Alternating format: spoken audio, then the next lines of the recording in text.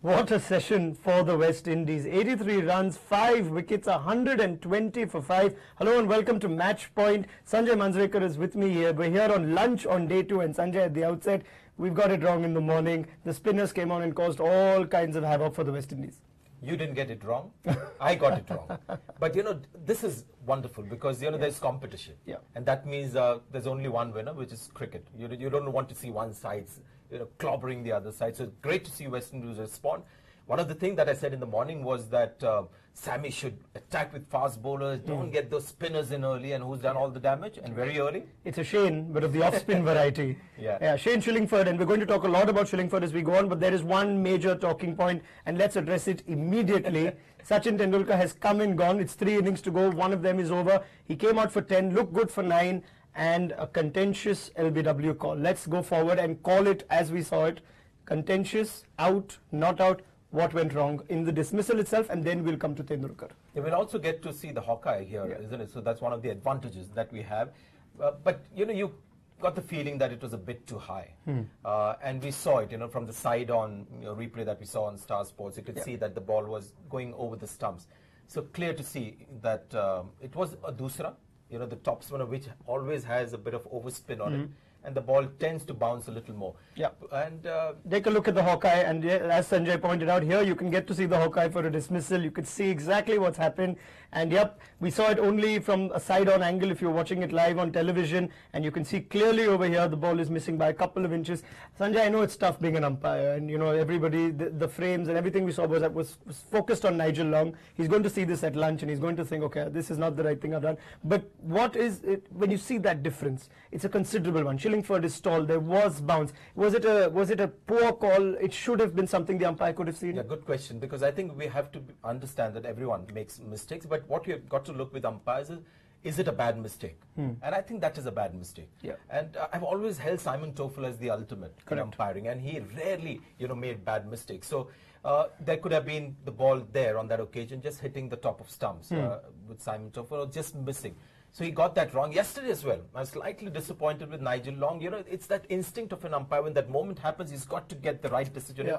Remember, we were shocked when everyone... Innocuous incident, not too many people would even remember it. Yeah, I think Sanjay's pointing out, I think very early in the innings, it was Chris Gayle who went ball on leg stump, which to us at least, it looked like a classic leg glance, went off the pad for 4, and Nigel Long just gave it his dead ball. Small incident. Dhoni was, in fact, actually Dhoni, it would have been 4 buys for him, but it was off the leg buys. Yeah, so leg buys, absolutely. And Chris Gayle, the figure that he is, didn't even care. I could imagine a number of batsmen looking at the umpire and they putting their arms out, but yeah, when it's off the leg, did you ever fight for a leg buy? But you fought for it when it hit the bat, didn't you? Yeah, but when I watch a dismissal of that kind, the kind of grooming that we got, we had some hard people as coaches around it.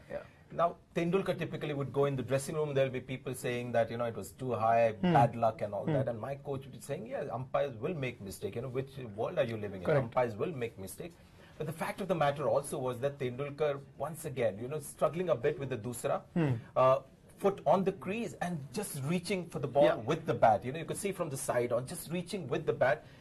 And he struggled to pick up the dusra of late. I saw Saeed Ajmal troubling him a bit in the Asia Cup in Bangladesh, where he got that 100th 100. So yes, umpire made the mistake, so also the batsman, that the foot was very much in the crease and he was just reaching for the ball with the bat. May not have picked the dusra and couldn't make that last minute adjustment. Why is this picking of the dusra become so difficult for Tendulkar? Is it because, does it make a difference that Shillingford is a taller bowler, the release is a lot higher for a short batsman? I don't know. There are some issues. For example, Rahul Dravid has told us, I think on one of our platforms here, that he struggled to pick Murli a lot, and he would pick him only from the pitch. Okay. Some guys, pick it from the hand. So off late, maybe a couple of bowlers. What does Tendulkar usually do when he plays the spinner? From the hand. Okay. And which I used to do as well. And Rahul finds that, unbelievable that you could know what's coming off the hand, because he would watch everything in the air and off the pitch. Yeah. But we used to focus on the hand, watch the ball in the air as well. Rahul was more a reader of the ball of the pitch and more so in the hand. I think, let me clear that up.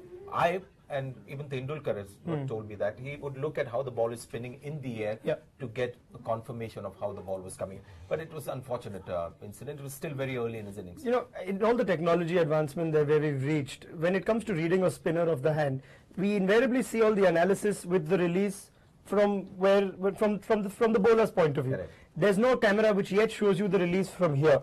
Does it sometimes become hard as a batsman, in spite of all the technology, to really understand, even though you've got all the cameras and the video analysts sitting with the coaching staff? Technology doesn't help you too much with such things. You know that there's that mystery to it. But if you're facing up a bowler, you've got to look at the ball closely, either look at the way he's released it or see with the way the ball is behaving in the air, which was completely reliable theory for me. If the ball is spinning that way, it's going to go away from me. So yes, technology can help you only so much. Could technology have helped a little more had it been in effect the way it is in certain parts of the country in the form of the decision review system? Yes, you know, I'm sure that is one that Tendulkar would have loved to review. But I think Indian batsmen as well, over the last few years, have held the stand that they don't like the DRS. So I think the one point we always keep talking about is how it erases the howler. There would have been no doubt over here, whether you have hotspot or not, whether you have snicker or not, some technology available in some parts, some not. That's a very reasonable argument to state, that if the technology is inconsistent. But the howlers, you know, and would you classify this as a howler, or was that being too unfair to Nigel Lobster? It wasn't a howler, but it was a bad, it was a mistake, and could have been avoided by a better umpire. Well, okay, so let's leave it at that. Nigel Long's going to stand in both of these test matches, both the English umpires. So it's an imperfect start to Tendulkar's final little script, or the start was perfect with a leg spinner which didn't turn and got a wicket. But tragically, Tendulkar, if you're an Indian fan, is back in the pavilion very early. Let's move on to another key wicket. And the reason he's a key wicket is because usually when these kind of situations happen, 80 for 5, 100 for 5, Cheteshwar Pujara has been India's crisis man, especially after Rahul Dravid retired. Now, let's talk about Pujara's dismissal, because some people were calling it unorthodox or something that he doesn't really do. He was out playing to Sheldon Cottrell, bowling left arm round for a ball which pitched short. We'll show you the graphic. There we are. So this is the Hawkeye for Sheldon Cottrell. Now, Sanjay, one thing that immediately you reacted was, this is a shot he does play often. And the other thing was, is he judged the line all wrong, and what has this ball done that's got Pujara out? The key factor here is where it's pitched. It's wide outside the off stump. In fact, it's in sync with the guideline that you have for the wide. That's where it's pitched. Correct. And that's where I think Pujara has made the decision, okay, this is a short ball. It's wide outside the off stump. Easy 4 runs over the slips. I'm just going to guide it over the slips. But what happens, the Eden Gardens pitch does that. You know, it gives you movement off the pitch. You see the ball pitching and do something after it pitches. And I keep, because it's fresh in the minds of the Indian viewers, especially those pitches during the one-day series. That ball would have just carried on. Eden Gardens has just that bit of roughness where the ball pitches and does some lateral movement. So when it finished up, wide outside the off stump, as the ball came, when he was making contact, it was just too close for Pujara, just too close, and he got cramped. And in the end, he would have thought maybe it wasn't the right shot to play. In hindsight, he would have thought, you know, just maybe play that one out. Just a bit too close to play that kind of a shot. Are you a fan of that shot in Test cricket? Is it a shot that can be avoided? I can almost imagine a Jacques Kallis going for and just dropping his wrist then and letting it go. I mean, it's a shot that gets you runs. It's a shot where, you know, a short ball outside the off stump, which you would generally leave alone or play a pull shot, but you don't play the pull shot. You get the 4 runs over slips. But it's a shot, I believe, is not a shot of a great batsman. You know, many ordinary batsmen can play that shot. I used to play that quite regularly. So it's a shot that I think it's an easy shot to play, and it's a lot more risky than people think. You know, you think it's just a tap, but it's just one contact point. You don't get that right, you could be in trouble. Yeah, you know, we saw this similar situation with Dinesh Ramdin yesterday. Of course, it's slightly different in mechanics, but a similar point where ball pitched on off stump. Ramdin thought it would go away from Mohammad Shami, played a late cut, and it looked so ugly in the replay because he had no room to play it. Could the batsmen be more aware, you know, that they're coming out on this pitch where the ball pitched? So if the ball is pitched on off stump, they need to be careful to not try and play a proactive offside shot. Can the batsmen come with that mindset, or is that hard to gauge the Eden Gardens pitch this way? You know, that's why I believe Test cricket has to be there, whether it makes money for the sponsors or the administrators. It's just got to be there, because we are discussing these finer points of the game only because of Test match cricket. In one-day cricket, who would talk about such things? But these things come into play, you know, suddenly the batsman realizes, I've got to react late. And that's something Jeffrey Boycott keeps talking about, you know, early commitment, but play the ball late. So see that ball early, but play late. So if you play late, then you're leaving your options open. Sunil Gavaskar was a master of playing the ball late. Shiv Narayan Chanderpaul, Cheteshwar Pujara as well. So if you make an early commitment and also look to play a shot early in your head, you finish. So play late, leave your options till the very last minute. So you're accounting for any kind of deception that might happen just before the ball is making contact. And all this comes into play when you see test match cricket, not when you watch T20 or 50 overs cricket. Marvellous that the red ball is still around. There used to be a time the red ball used to be around in one-day cricket. India was probably, I think, the last country to do away with it. Would that be one option for one-day cricket to have a little more contest with the ball with these rules? Put the red ball in and make batsmen think a little more. No, I don't think the ball is so much difference. It's just that, the basic difference is the bowler is running to get you out.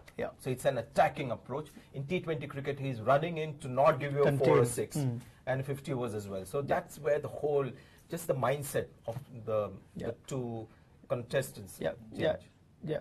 Well, it's an incredible inning. It's an incredible session so far. We thought this game is truly and well and truly in India's hands. 10 wickets overnight, and the pitch not really doing too much that would scare the batsmen, but look at what's happened. They've lost half their side. They've lost people like Pujara who tend to take them through half their side. MS Dhoni and Rohit Sharma, the two batsmen. And let's talk about why they've lost half their side. There's been one bowler that stood out this morning, Sanjay, Shane Shillingford. We had a brief talk about him pre-match yesterday, and I think one thing that we need to understand is the variety of Shillingford. We'll get into a few more talking points in just a moment, but he got Vijay and he got Dhawan. Firstly, with Vijay, he bowled a doosra again over there. Is his doosra a little harder to predict or harder to pick than the other bowlers, other conventional off spinners bowling the doosra with the back of the hand? I think it's quite similar. He's a typical sort of modern day off spinner who relies a lot on the doosra, and we saw that even in his earlier performances. He's got a good test record now. He's picked up 10 wickets against Australia. And the bounce is the key here. Is the length the key to the bounce?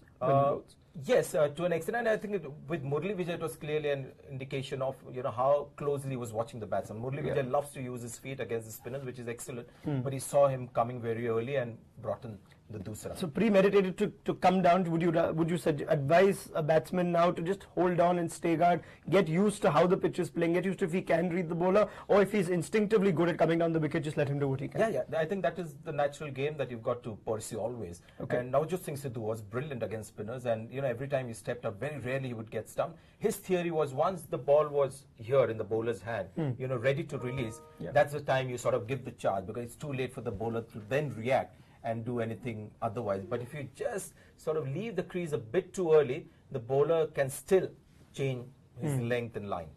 So Shillingford is the man. We're going to show you his pitch map in a little while if we can. But one thing that everyone's been sending the questions in with, so we'll first, before we get into that, let's look at the areas that Shane Shillingford is bowled in. Consistent not only to both the right-handers and the left-hander. It's just been the one left-hander in this innings, but he gets his radar right, which is important for a bowler of his kind. Viewers watching this would know that this bowler has bowled well in this inning. Look how it closely knit that grouping is. You don't see 2 or 3 balls here and there and a few close to each other. It's all tightly knit to both left-handers, right-handers. Have a look at the right-handers where he's bowled. He's bowled outside the off stump. Now that's the line we've always advocated for Harbhajan Singh. He would always be more middle stump, leg stump. So with that line, it's a very attacking line because the ball is going to spin and come back and hit the stumps if it's an off spinner. So leg before clean ball. Exactly. You bring in almost as many thing that happens is that from that same spot, the doosra is going to go. Now what Murali would do when he would bowl the doosra, he would pitch it more towards middle and leg and get it to go away from the right hander. So that was always a clue for good batsman runner. Whenever Murali would go in the air on middle and leg, it was a clue, even if you didn't pick the doosra, that this is going to be the doosra. But with this guy, you can see that he's bowling the same line with both the off spinners and the doosra, which is, I think, now creating a bit of an issue. There's no early hint to the batsman with the line in the air. If you just look at that image of Shane Shillingford next to his pitch map, it almost seems he's amazed at where he's pitched the ball. But it's been a fantastic performance by Shane Shillingford. But let's go on to the one. Ravichandran Ashwin, in comparison to Shane Shillingford, tends to come round the wicket to right-handers very early. Somehow he enjoys it. Harbhajan Singh in the recent past has done it as well. Are you a big fan of the off-spinner trying that round the wicket angle to the right hand? No, I think over the wicket first is always the best way. But again, you can see what I was trying to say with Shillingford. Closely knit. Here you can see there is slightly sort of loose arrangement of balls. And to the left-handers, he's been a lot better, Ashwin. And I think a lot of that pitching on middle and leg has to do with Ashwin bowling around the wicket, trying to pitch it in line so he can bring an LBW in. Correct. But the angle, is it easier as a right-handed batsman to play an off-spinner coming around the wicket? Are you more comfortable with that angle coming in? I never had so much of an issue with over and round. Did you have a lot of spinners bowling right arm round to the good spinners worried me. Okay. That's all. I mean, it didn't matter whether it was over the wicket, round the wicket, if it was a good spinner. I think the immediate comparison that you can make with both Shillingford and Ashwin is Shillingford is a lot stronger with his wrist and fingers. So obviously he's getting more nip, spin and bounce currently from this. More wrist in Shillingford, more finger in Ashwin? Ashwin is, he's not a strong guy, and I think that is something that he'll always have to keep working on. It's something that I've said on many occasions, that when he gets strong with his fingers and his forearms, wrist and everything, he'll just get a little more zip. So on certain slow pitches, tends to struggle a bit. I think this guy, Shillingford, has got that going for him, the strength in his off-spinners. Well, he's certainly got a lot going for him. Shillingford's been the man to bring the West Indies in this game and probably put them on top. We'll ask Sanjay whose session, or rather not whose session this was, but who's in control of this game more and who can direct it. But one big talking point that we've been getting and that we've been getting a lot of questions on as well is Shane Shillingford, a few eyebrows raised on the action. Now, let's clarify and let's talk about it and address it as it is. Shane Shillingford does have a history with the action. In December 2010, he was suspended because the elbow extension was 17 degrees, 2 degrees above the what is permissible by the ICC for spinners. So you had Shillingford suspended over there. He undertook rehabilitation for 5 months in Barbados with WICB coaching staff, after which he went to Perth, which is where the biomechanics and the laboratories all are, where the ICC takes the certification from, and he was declared clean. So that is the history that Shane Shillingford has. At the moment, it is perfectly legal. So it sometimes confuses people, especially when you don't understand what the extension rule is. So by and large, as per the rules, a perfectly legal bowler. Yes, and I think it's important now not so much to focus on Shillingford. Yeah. But this whole issue of people watching a bowler and feeling bowling action is dicey, or there is that little bend there. So what happened basically earlier, the definition was that you can't flex your arm, you can't bend your arm while bowling to get an unfair advantage. But with modern science, technology, as it complicates life and makes our life even more difficult. Also, I think people enjoy conspiracy theories. Correct. So and once that bowling, the cleanest bowling action was put through ultra motion cameras and watched in labs, there was a certain amount of any action, you're saying. You'll find it. So now you have a problem, which means every bowler with the cleanest bowling action was a chucker. So then the ICC was forced to come out with a reasonable amount that could be allowable. So what they came up with was 15 degrees, and anything that was visible to the naked eye was presumed to be more than 15 degrees. Within 15 degrees, it wasn't visible to the naked eye. True. But the interesting thing is, with some bowlers, you think, he's chucking. But if you put him through, tests, you see the extension is the key word here. You can bowl with a bent arm. Ronak, tomorrow if you play test cricket. And I still hold that aspiration. Yeah, of course. I mean, no one should give up on. You can bowl off spinners like this. You can bowl fast bowling like this with a bent arm like this. The problem is with the extension. When you flex it, that's when you get the extra strength. I think this is where a lot of people misunderstand Saeed Ajmal. Especially that also is a case of the arm not being stretched. It's a great case where Saeed Ajmal has an hyper extension where from 23 degrees he gets to 15 degrees. So there is a flex, and when you watch it on TV, it looks like an obvious chucker. This guy is chucking, but now apply the new formula. Correct. It's 15 degrees is the allowed, and he does it at 23 to 15. So he's just flexing it by 8 degrees. Correct. So this is the problem that has come with modern science, too much of technology applied. So no more do you have an umpire watching a certain bowler and thinking that's a no ball.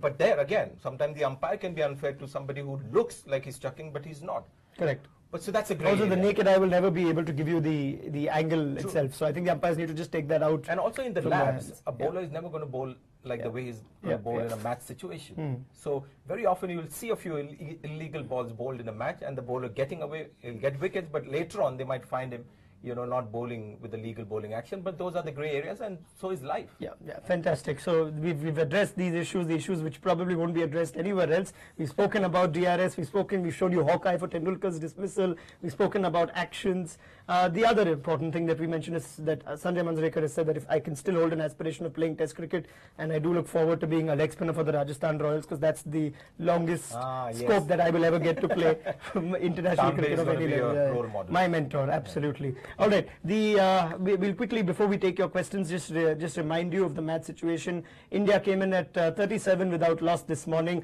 120 for 5. Well, it's gone all wrong if you're an Indian supporter. Shillingford, the man, he's all over that scorecard. Got Dhawan, got Vijay, Tendulkar with a dicey LBW call. Well, let's call it a poor LBW call by Nigel Long, and Virat Kohli also with thick inside edge that was caught to at forward short leg. Bowling card, well, it's Shillingford again. 17 overs, 4 for 53. I think there's this little error there. The Viraswamy Permaul is not bowled in two different sides. Darren Sammy's our man we've missed out. But yeah, that's what it's like. Cottrell has also been supporting it well in his bowling hostile. Best also, getting the batsmen all roughed up. Things Sanjay Manjrekar was hoping that they do. So yeah, that's what we've got. 120 for 5, Sanjay. And looking back at this session, looking forward with a Dhoni-Rohit Sharma combination. We spoke earlier, what would Rohit Sharma like when he comes out? Obviously, 80, 90, 100 for 5 would have not been the case. Is he got the best man at the other end, or does that all change in Test cricket? No, I think it's a perfect combination. Yeah. Now, Dhoni, for him, this is just perfect, right into his zone. This is something he faces very often in 50 overs cricket. In fact, 2 of his greatest hundreds have come in situations like this. 5 wickets down. Yeah. India have ended up on the losing side, but he'll relish these conditions. It's a bit like VVS Lakshman, who would find himself in a comfort zone when his team was in discomfort. Rohit Sharma has the game to take West Indies on, and I hope Dhoni allows him to play freely. Yeah. So good people to have for India to have a I think the only question that comes when you say good people with MS Dhoni there is in conditions like this where there is a technical there's something technical about the batting, and Dhoni's technique in Test cricket has always raised a few questions. Is his technique going to be tested now? Will Dhoni have to do things differently? I don't have a problem with Dhoni's technique. The only ball in Test match cricket that troubles him is a swinging ball outside the off stump that gets him to drive. He drives like this more than with the elbow. That's the only deficiency that I find in his technique. Otherwise, we haven't seen the ball really swing most stylish today. batsman to watch, but I think his technique is fine, even for Test match cricket. Okay, so we've got Virat Kohli as well now, who's back in the field. Very little has been spoken about him. He's the blue-eyed boy of Indian cricket. Rohit Sharma has got his momentary celebrity status because of that 200. But Virat Kohli has moved up the ICC rankings to number 1. People are calling him the heir apparent to number 4. You yourself suggested that Virat Kohli. Today I got the feeling when he came in at number 5 that it was a bit too late for somebody of his kind of ability, the form that he has. And yes, a lot of that has been one-day form, but let's not forget he's got different kinds of Test hundreds as well. He got 100, I think it was in Nagpur, when India was looking to play out time against England. So he can play the defensive patient innings. Today was just a quick reminder to Virat Kohli that you were hitting the ball beautifully in the one days, but this is Test match cricket. He's gone back. And the other thing about Test match cricket is that Test match cricket dismisses for a batsman just hurt that much longer. The pain just lingers that much longer than 50 overs cricket and T20 cricket. Yeah, well, it'll linger for a little while. Virat Kohli is an emotional character. The other one is Shikhar Dhawan, and he's got a lovely little reminder by the law of averages that everything's not going to be like his first Test match. He looked almost amazed after he got out. Now, it was a ball which again Shillingford bowling round the wicket, dragged it on. Is he a little exposed in technique against spin bowling? Not too early to say. This is just his second innings. I think, did he get a second innings? Have you followed enough of him in first class cricket? Have you seen much of him? No, I haven't seen him much at the lower level, but still early days for us to say anything about him. The ball was keeping a bit low at that stage as well. So yes, it's not for the first time that the overseas spinners have come in and troubled Indian batsmen. So although it's still early days in the Test series, that's something that's coming to your mind, isn't it? Out of the 5 wickets that have fallen, 4 have been to an off spinner from West Indies. So times are changing. Which is exactly what brings us to the question on how this pitch is going to further go on. I think the first thing I'm going to ask you is, would it be advisable for people not to buy day 5 tickets? Possible. Yeah, because from what we've been hearing from all the experts looking at the pitch, that it's not going to improve. We thought day 2 and 3 might just get better for batting, but doesn't seem to be the case. So, And so many test matches these days, don't go the distance. Yeah, on a pitch which is kind of keeping low, with Dhawan getting out to a ball which is low, and at the same time Shillingford getting extra bounce. What would be the best way for a batsman to play Shillingford? Would he rather play back and late, or commit himself? What would be the most dangerous thing and the best way to play an off spin of Shillingford's nature? When a guy has bounce, somebody like Muthai Muralidharan, Saklen Mushtaq, guys who put overspin a lot, you should look to play them off the back foot as well, as much as possible. So if you can't get to the pitch onto the front foot, try to get on the front foot, but if you can't get to the pitch, be quite happy to go on the back foot, because the ball is going to give you time. Because it's overspin, it's got to pitch and it's giving you an extra time. It's going to just come at you like a top spinner. It's not going to be a flipper. Guys like Ravindra Jadeja and the guys you've got to be worried about playing off the back foot. But people like Shillingford, Saklen Mushtaq, Muthaiya Muralidharan, there's no harm in looking to play them off the back foot if you can't get to the pitch with the front foot. Yeah, and Rohit Sharma temperamentally strong enough in a difficult situation like this. He's a flair player. Does he have the temperament to hold on, grind his innings? The only thing that can happen to him that he'll feel that he's playing test match cricket. He's had to wait a very long time. So when you have to wait for something, when you play for India, because it's going to be a long wait. It'll be a long wait. So when you play your first match, you'll feel very strongly about it. Oh God, my long wait has come to an end. So it's going to maybe that might be the only factor, but it's a good time to be playing test cricket at home, on the back of some good runs, self-confidence high, great time, not the best bowling attack in the world. So Rohit Sharma couldn't have asked for anything better. Okay, I'm just going to take all those notes down because Sanjay Manjrekar has given it to me as to when I make my test debut. So I'll just note all that down. I'm going to keep a special piece of this. But yes, thank you very much, Sanjay. And we're going to go back to Sachin, because I think most of the questions that we have are on Sachin Tendulkar. And let's take the first one. Karan Dahiya sends it. I don't know if he's got any relations to a wicketkeeper from Delhi, but Sanjay, what do you think is the best innings of Sachin Tendulkar? I've written here on Cricinfo as well, Ghost of Viv, in that piece, that my favorite Tendulkar was the one that had the spirit of Vivian Richards inside him. And 1992 at Perth, when all of us were looking like fish out of water, he has a 16-year-old who goes on a bouncy pitch and gets 100 and gets it easily. It's almost like, he had still more to offer, but this was enough. So he didn't really dig deep within, his batsmanship to get that 100. So he got that 100 easily when the rest of the team, which had, I think, quite a few international, internationally acclaimed players, batsmen, and he did that quite easily. So very early reminder that this was a special talent, my favorite innings. Yeah, that's Sanjay's favorite innings. Thanks for your question, Karan. Let's take the next question. Of course, you have to tweet your questions to #matchpoint to ESPN Cricinfo. Here you go. Rohit and Kohli can bat at 4 and 5. This is from Aman Parikh. But do you think Sehwag would be the perfect number 6 for his experience and aggression?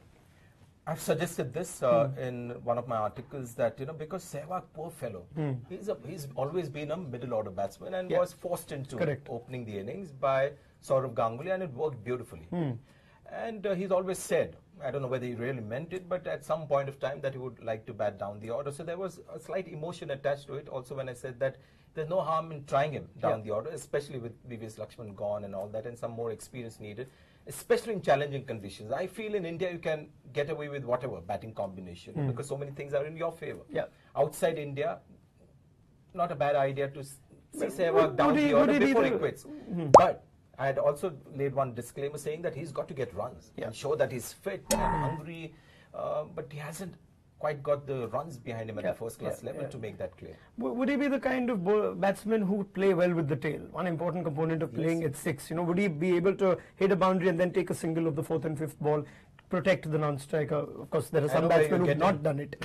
Yeah, he might struggle with the quick running to get that single of the. But cheeky batsman is what you need at number 5 and 6, or you need the skills that VVS Lakshman had. Yeah, and I think Sehwag has that, but increasingly I think that theory is getting weak. With Sehwag has to go and at the first class level show that he's hungry, fit, and get those big scores to come back. All right. Let's take the next question then. Thanks for your thoughts, Sanjay. And so Virendra Sehwag could be a test for South Africa. Manikandan sends the next one in, and it's again a Tendulkar one. Despite Sachin being at the crease, there were still empty seats at the Eden Gardens. I think this is something that both of us were talking about. Contrary to what we're hearing, yes, there were empty seats. I'll put it exactly as Manikandan is. Why? Exactly, and I think let's wait for the lunch and tea session, whether anything changes. But we keep hearing the commentators say, you know, that every seat will be taken, and tomorrow Tendulkar will bat, and you know, the Eden Garden will be full. Nothing of that kind has happened. In fact, I also felt that for these two test matches, every seat in the house will be taken. Test cricket will be popular again, but hasn't happened. Where I feel that it's very important for us to acknowledge and understand that the Indian fan following is changing. Yeah. And I think the timing again, no matter what the occasion, how important the test match, how much they love one cricketer, if you can't get leave from work, you can't come. Yeah. And test cricket is played at office hours, so you can't go and watch test matches. Eden Gardens has surprised me. You know, we thought were mad and crazy about Tendulkar. And these are people who've put work after cricket in the past. Yeah. And that is not happening. And that is India changing and Indian cricket fan changing. So you need to respond to that. And the first realization for me about this, because we thought, you know, Indian fans love cricket unconditionally. You know, they would come no matter what. In the most difficult of conditions, they would come and bear the sun, no water, and watch cricket. The first sign for me was when England was here, and there was a T20 match at the Eden Gardens. Just the one I think they played. And Eden Garden was empty. Mumbai, Wankhede Stadium on a Sunday. There was a day-night match, 50 overs match. It wasn't full. Now, you know, in smaller towns, you get people coming for 50 overs matches, but this was, I think, important realization for us that such a big occasion and a person that they love. One was also holding a banner, wasn't it? They were saying Super God. Super so God, from God to Super God. New lingo every day. So still, you know, few seats left. I don't think Indians are much on, I mean, at least speaking as a fan myself, we don't really care much about luxury when we go watch a cricket match. I have had to, you know, endure the pain of sitting in one of the bucket seats at Wankhede Stadium. They're narrow, isn't it? Yeah, but you were telling me an interesting anecdote once about what the initial look of the Eden Gardens was. You know, you've got to say that again, because it's amazing to, and people still went for those games, packed, 100,000 people. Yeah, so times were different. People could, you know, tell the boss that, you know, I'm not well, and I won't be feeling well for the next 5 days. Also with HD camera not around, you won't, there's a lesser chance you'll be identified on TV. So they could do that, not anymore. You know, and it's fortunate that our work involves watching cricket, so we are here. But yes, Eden Gardens, you know, that time they used to talk about the capacity being 90,000, 100,000, and then I realized how so many people would be accommodated, because I would notice that actually from the boundary when I was fielding and third man and fine leg, and they had these benches. There weren't bucket seats where you know every person could have his bum on one particular seat. So there were these benches, and the numbers that were written for your seat. I mean, there was a bench of this size, about 4 feet wide. And there was number 122, 123, and there was in that much, 5 or 6. In that much, people supposed to be cramped in that bench. It was impossible to. At best, we'll get about 2.5 Bhubaneswar Kumars in that much space.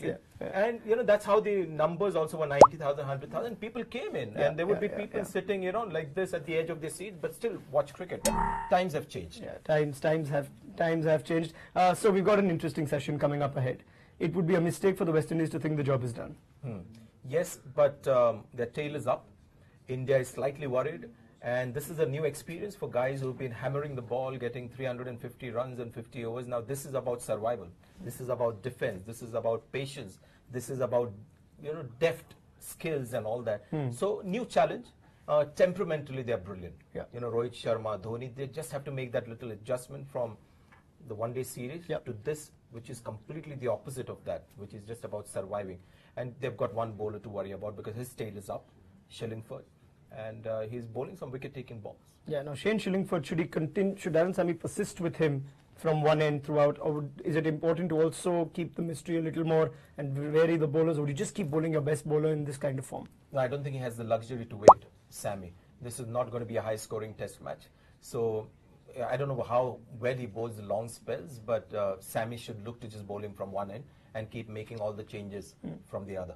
Okay, so and as far as the lower order comes, there could be a very good case for Ravichandran Ashwin and the likes below. Do India have that kind of depth? There's no Jadeja in this. I know you classify Jadeja as simply there for his bowling and the batting is just a bonus. For test match cricket, obviously. So you've got Ashwin in there, and then you've got Bhuvaneshwar, Shami and Oja. Slightly longer tail. Even Ishant Sharma is a decent, you know, he holds one end up well in test cricket. Do they have that in the lower order? Because that could be a crucial 50-60 runs that could make a match-winning lead in this kind of situation. Well, they still have 3 batsmen who can get test hundreds. Yeah. Rohit Sharma is perfectly capable of getting a test 100. Dhoni has already got a few. And our Ashwin as well, has got a test 100, a couple, isn't it? So you've got 3 batsmen. So India should not really fear too much. Yeah. Okay. So we're fast approaching the next session of play, and I think the other thing that we should probably talk about is what role Darren Sammy has to do in this innings. We've hardly seen him bowl. He's not done much with the bat. Often people criticize what is Darren Sammy doing in the team apart from leading it. Does he come across as one of those Mike Brayleys or one of those who just are in the team as a good personality, good effect out of leaders, good effect on the other team members as a leader, or is he undervalued as a cricketer in Test cricket? If you have a team full of temperamental people, then you need somebody who can do a bit of man management and good at handling temperaments. Because Ian Chappell has this theory that you pick 11 players and make your best player the captain. Yeah. But with teams that are temperamental, for example, when you have Chris Gayle and people like Dwayne Bravo at the time, Shivnarine and Chanderpaul, you need a leader that they respond to. Correct. No harm in having the best player captaining. India, Pakistan also have responded much better when they've got a leader that they've felt comfortable with. So I don't mind at all, even if Sammy doesn't make the contribution needed, if he just keeps the team in good spirit, which is so important for a good performance in the field. Yeah, I think a lot of people have said it. If you can bring about 5% more from everyone else in the team, then you've got 50% from 10 other players. So you just need to live up to 50% of your own players quite a lot. All right, so that's one thing that doesn't need to be tinkered with. No more extension of players and reducing players, as much as the circle of one-day cricket keeps getting tinkered with. Let's give you another summary of the match card itself as we approach the second session of play here on day 2 in the first test at the Eden Gardens. India 120 for 5. Shane Shillingford is the man of the morning session, getting rid of both openers, getting rid of Tendulkar and Kohli. So he's got some real classy wickets, and barring the Tendulkar wicket, which is a dubious decision, I think he's outclassed, he's outsmarted the batsman. True. Yeah. Well said. Apart from that, Rohit Sharma and MS Dhoni, and as Sanjay said, India still have 3 batsmen who are capable of scoring test match hundreds. Bhuvneshwar Kumar can also hold on for a little while. So a very, very crucial session of play. As far as the bowling is concerned, like we mentioned, Shillingford 4 for 53. Veerasamy Permaul, we've not mentioned much, but if the wicket is doing something for the spinners, you'd think at some point both spinners would be in action in tandem, and that could also be a crucial session for India to play out. If he doesn't get wickets, Sammy, he should just look to use the first 3 bowlers that you see there, and go to Permaul and himself if there is a long partnership and he needs to get some variation. He should understand that he doesn't have the luxury of time, but this is going to be a sort of maybe not high scoring match, and he has a great advantage that he has. He's got India under some kind of pressure. Seize the opportunity. Yeah, if India this is an extremely important session, you think, because the lead is still significant. The deficit for India is still significant. If they can survive this session unscathed, you think they would have recovered. India can do anything with Dhoni out there. Who knows? They can have a partnership of 150. But Sammy's got to bear one thing in mind, that he shouldn't be a democratic leader, trying to keep all the bowlers happy. He'll feel offended if I don't give him the ball. He's got to be ruthless. Give the ball to the bowlers who are most likely to take wickets, because while India is under pressure, he's got a chance, because if a partnership develops, these guys are extraordinary players. They'll quickly take the match away from you. We've just got a couple of minutes more before live action. So since you mentioned, he's got to bring on the bowlers that have to be ruthless. Tino Best is one bowler we've been talking about since yesterday. He's only bowled the 7 overs so far. Is he the kind of bowler that cannot bowl the longer spells, or is he most effective in the shorter spells? Is that how Darren Sammy sees him? I don't know, but what you've seen with both Cottrell and Tino Best is something that they can use to their advantage on Indian pitches. They are not high arm action bowlers. So what basically will happen if they bowl bouncers? Those are difficult bouncers. What happens on Indian pitches? No fast bowler tries to attempt bouncers, but I know for a fact, talking to a lot of top order batsmen, on Indian pitches, if a ball is bounced, and especially from the height that Tino Best does, those are not easy to play, because they tend to sort of come at you instead of you going down quite easily or leaving it. So if the fast bowlers are bowling, my advice would be try at least 2 or 3 bounces and over. But that's not likely to happen. But he's got a slight disclaimer action which tells everyone at home, don't try this at home. And we noticed that one point, which was, I think, when he lands, when in his bowling stride, what is it that you immediately alarmed at and found like, oh my God, this is dangerous? The Tino Best landing of the back foot. When you see that, you feel that ankle has got to give way some point of big, time. hefty fellow also. That's why, all the bowling that happens, even the batting when you're bent like this, this is not how your body was supposed to be used. When God designed you, He wasn't expecting you to run and then land on that one foot and bowl. It was meant to just walk and run and search for food and water, whatever. So yes, there's no surprise that you have so many injuries, because the body does get into some very awkward angles and actions. Yeah. Thanks a lot for your thoughts, Sanjay. So MS Dhoni and Rohit Sharma have already come back, taken their stride at the pitch. So this is going to be a crucial session, like Sanjay said. If we are to find out on what these two can do, well, Sanjay's mentioned in 3 words, or 4 words rather, India can do anything. So we only have to wait and see. As far as the bowling goes, Darren Sammy has to keep his best bowlers going. India 120 for 5 after 39 overs. MS Dhoni and Rohit Sharma batting. Shillingford in the form of his life, and probably looking for a very comfortable 5-4, if not more, in this next session. We'll be back with a little more. Don't forget to send in your questions with hashtag #matchpoint. Send that to us on Twitter, and Sanjay and me will be back to review an important session during tea. Thanks for watching Matchpoint. We'll see you at tea. Bye-bye.